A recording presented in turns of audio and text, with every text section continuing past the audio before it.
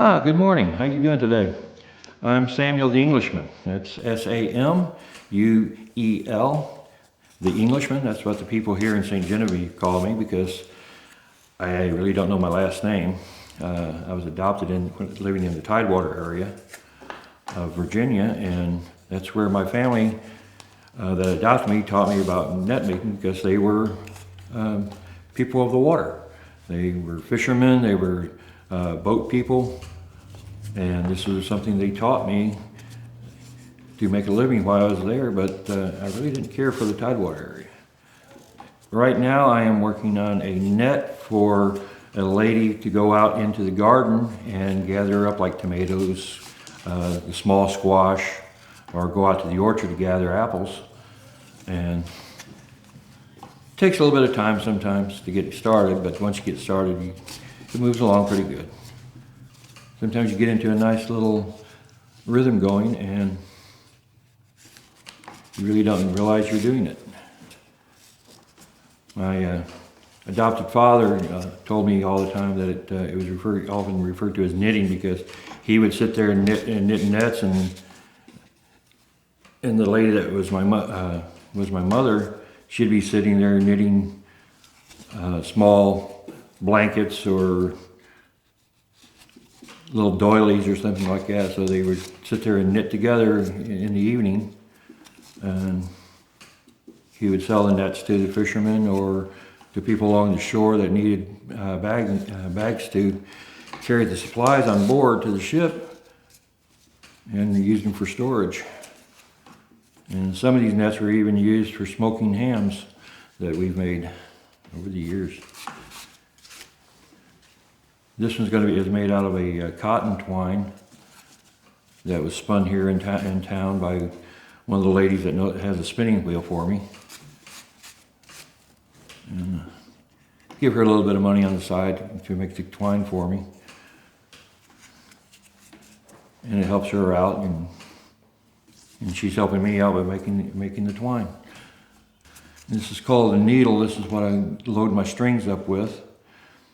And the other thing in my hand down here is either referred to as a block or a gauge, and that sets the size of the mesh of the net. It's half the size of the mesh.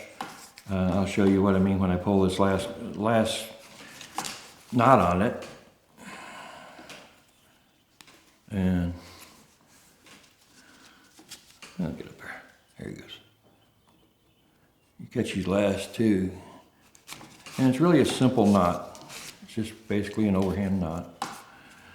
And you can see from here that when I open this up, it's half the length of the mesh hole, or the square of netting. So you open it up and you can see it's half the size. So whatever size of net you make, you're going to have half. A gauge is half the size of your net mesh. And I just turn it over and I can work my way back the other direction.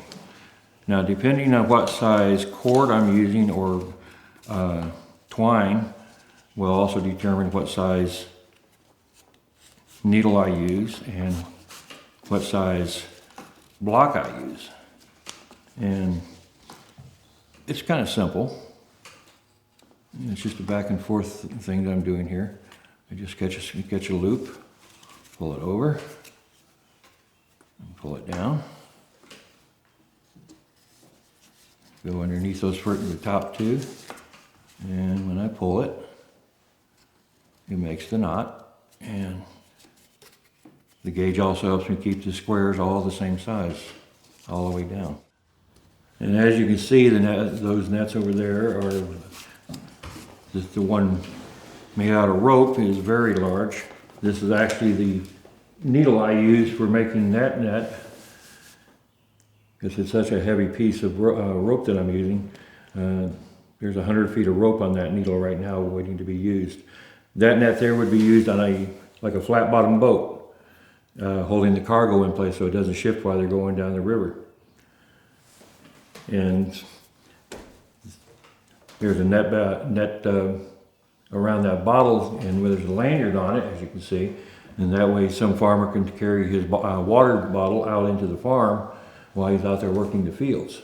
Another type of net bag, this is actually would be laid out flat on the ground, and the lady could be, or the husband could be laying out the fruit on the ground on top of the net. They would just grab the corners and lift it up and carry it in.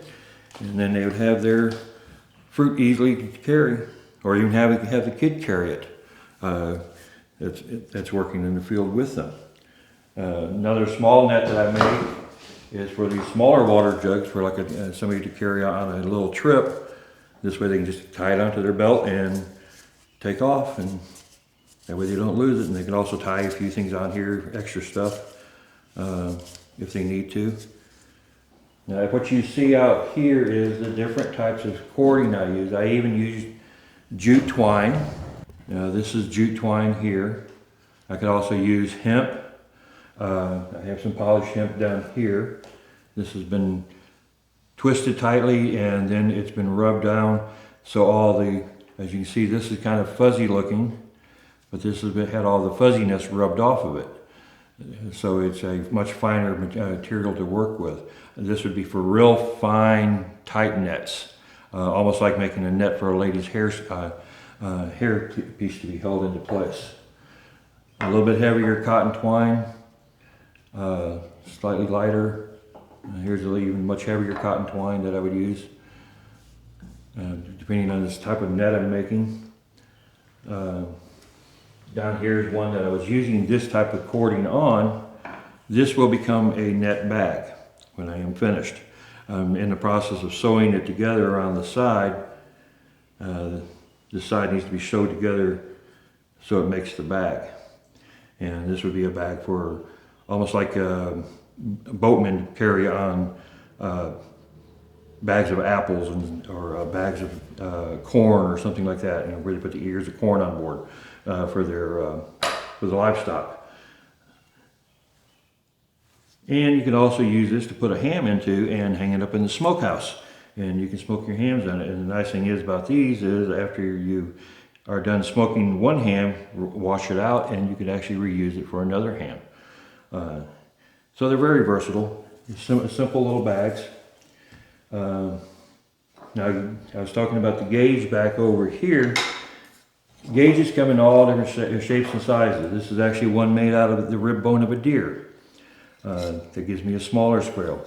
This would be a bigger one, like I'm making a gill net. And same thing with this one, be another gill net. And the size would be half the size of this, so it'd be twice this deep, so it would be for a bigger fish. And this would be for a smaller fish. Then as you go down, even smaller. And if you're using a net like a shuttle like this, or a block like this, of course you'd use the bigger needle. This is a much larger needle. This one's made out of pine. This is a skinnier needle, but longer. This is made out of oak. So I'll be using a finer twine, something similar. Now if I get real fine, these are very slim and skinny needles.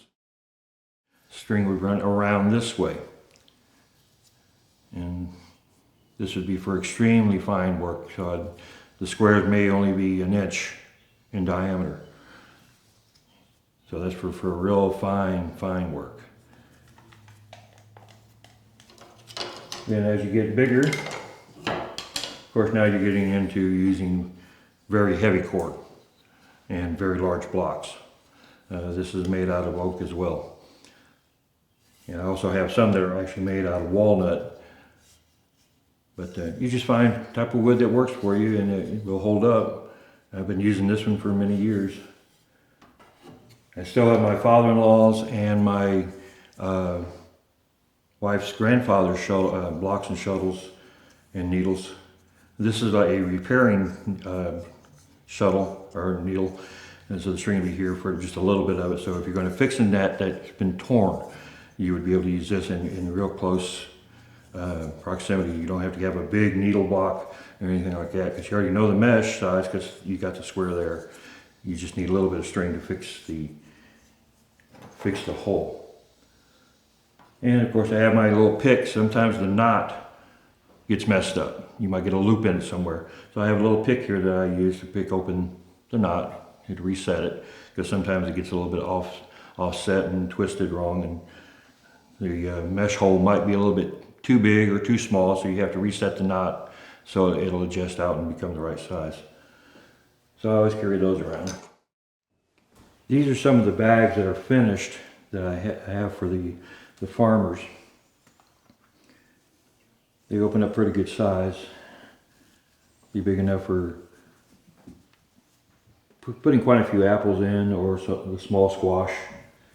And it's deep, and it spreads out a lot when the stuff is in there. So but they're easy to work with and easy to hang up in your pantry or in your root cellar.